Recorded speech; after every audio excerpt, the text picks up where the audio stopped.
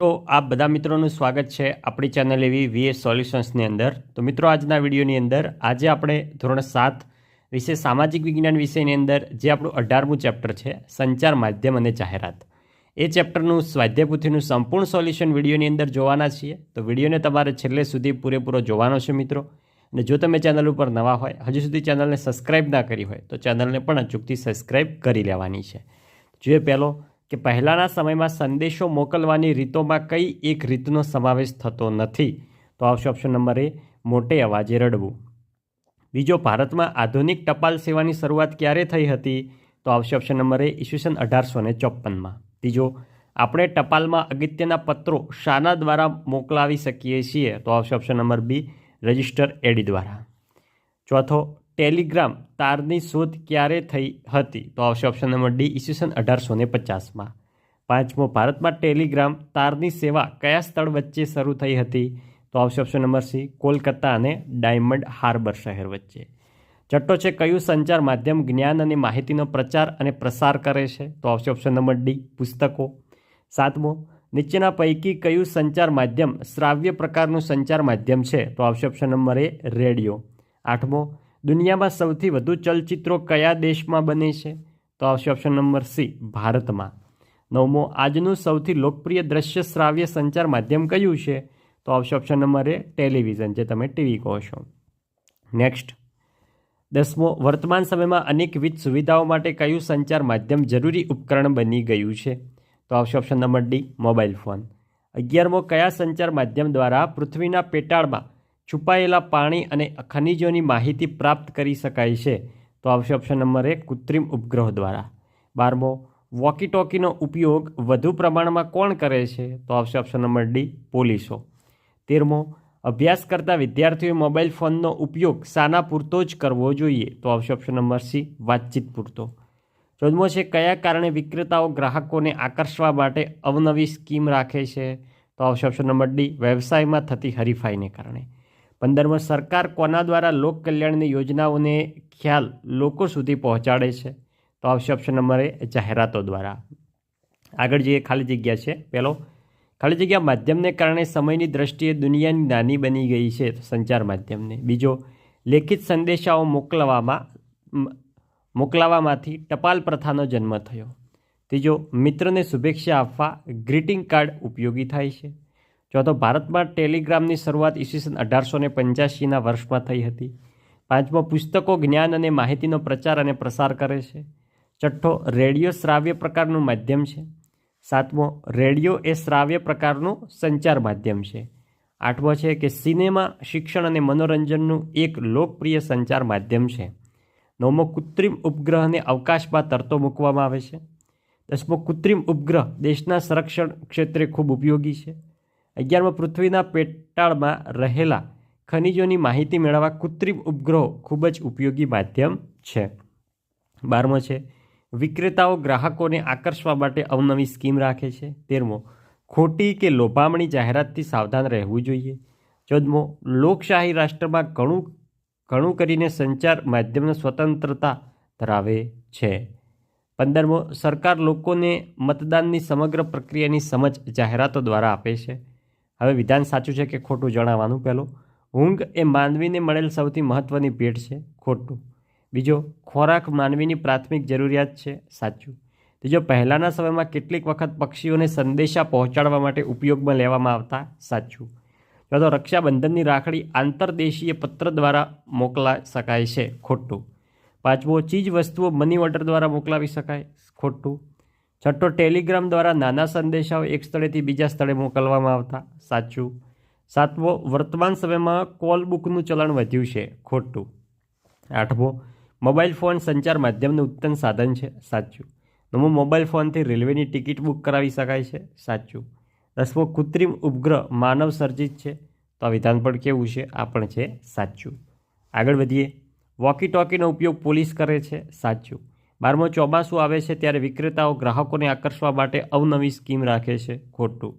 13મો, જાહેરાતમાં આવતી બધી જ વસ્તુઓ ગુણવત્તાવાળી હોય છે. ખોટું. 14મો છે કે સામ્યવાદી દેશમાં સંચાર માધ્યમો સ્વતંત્રતા ધરાવે છે. ખોટું. હવે જોડકા જોડવાના છે કે શ્રાવ્ય પ્રકારનું સંચાર માધ્યમ, એમાં આવશે 4, રેડિયો.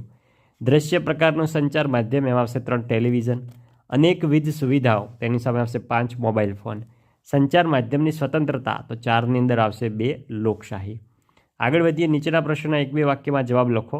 પહેલો, શરૂઆતમાં કયા સાધનો જ સંચારના સાધનો હતા? તો શરૂઆતમાં પરિવહનના સાધનો જ સંચારના સાધનો હતા। નેક્સ્ટ આગળ જઈએ।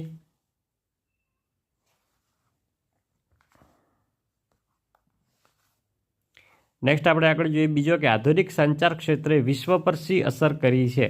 તો આધુનિક સંચાર તંત્રે સમગ્ર વિશ્વને વૈશ્વિક ગ્રામમાં ફેરવી દીધું છે। આગળ જઈએ, ત્રીજો, ટપાલ પ્રથાનો જન્મ શામાંથી થયો? તો લેખિત સંદેશાઓ મોકલવામાંથી ટપાલ પ્રથાનો જન્મ થયો। ચોથો, ભારતમાં આધુનિક ટપાલ સેવાની શરૂઆત ક્યારે થઈ હતી? તો ભારતમાં આધુનિક ટપાલ સેવાની શરૂઆત ઈસવીસન 1854માં થઈ હતી। પાંચમો, પોસ્ટ ઓફિસ દ્વારા પૈસા કઈ રીતે મોકલી શકાય? તો પોસ્ટ ઓફિસ દ્વારા પૈસા મની ઓર્ડરથી મોકલી શકાય છે। છઠ્ઠો, ભારતમાં ટેલિગ્રામ સેવા સૌપ્રથમ કયા સ્થળ વચ્ચે શરૂ થઈ હતી? તો ભારતમાં ટેલિગ્રામ સેવા સૌપ્રથમ કોલકાતા અને ડાયમંડ હાર્બર શહેર વચ્ચે શરૂ થઈ। સાતમો, પુસ્તક શાનો ભંડાર છે તે શામાં સફળ રહ્યા છે? પુસ્તકો જ્ઞાનનો ભંડાર છે, તે એક પેઢીનું જ્ઞાન, એના વિચારો, એની સિદ્ધિઓ વગેરે બીજી પેઢી સુધી પહોંચાડવામાં સફળ રહ્યા છે। આઠમો, પુસ્તકો શાનો પ્રચાર અને પ્રસાર કરે છે? તો પુસ્તકો જ્ઞાન અને માહિતીનો પ્રચાર અને પ્રસાર કરે છે। આગળ છે નવમો કે વર્તમાન સમયમાં પુસ્તકોના સ્થાનનું ચલણ વધ્યું છે। તો વર્તમાન સમયમાં પુસ્તકોને બદલે ઈ બુકનો ઉપયોગ દિન પ્રતિદિન વધી રહ્યો છે। દસમો, ફિલ્મો દ્વારા શાનું શિક્ષણ આપવામાં આવે છે? તો ફિલ્મો દ્વારા સામાજિક અને સાંસ્કૃતિક બાબતોનું શિક્ષણ આપવામાં આવે છે। 11મો, મોબાઈલ ફોનમાં કઈ કઈ સુવિધાઓ હોય છે? તો મોબાઈલ ફોનમાં ઘડિયાળ, video audio player, torch, calendar, calculator, radio, internet વગેરેની સુવિધાઓ હોય છે। 12મો, કયા કયા સંચાર માધ્યમો ટેકનોલોજીના માધ્યમમાંથી આવ્યા? Television, radio, project, computer, mobile phone વગેરે સંચાર માધ્યમો ટેકનોલોજીના માધ્યમમાંથી આવ્યા છે। 13મો, સંચાર માધ્યમોમાં કઈ ઘટનાઓ પર વધુમાં વધુ ચર્ચા થવી જોઈએ? તો સંચાર માધ્યમોમાં પ્રદૂષણ, પાણીની સમસ્યા, ગરીબી, બેકારી, બાળમજૂરી, મહિલાઓ પર થતા અત્યાચારો જેવી ઘટનાઓ પર ધ્યાને કેન્દ્રિત કરતા વિષય પર વધુમાં વધુ ચર્ચા થવી જોઈએ।